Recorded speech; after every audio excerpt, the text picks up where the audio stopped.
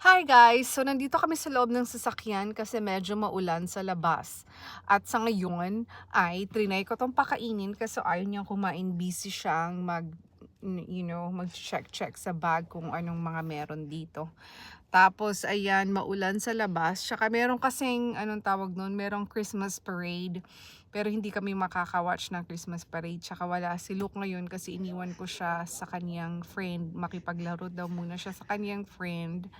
And dapat 1 o'clock kami umuwi kaso ayan nandito pa rin kami. So siguro mga 3 na kami nandun, mga 3 na namin siya ipi-pick up, nakakaloka.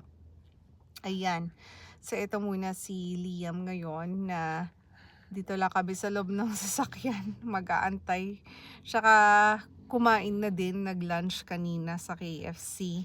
Ang sarap ng KFC ha, pag taga-bundok ka tsaka taga-liblib na lugar ka. Parang sobrang sarap niya as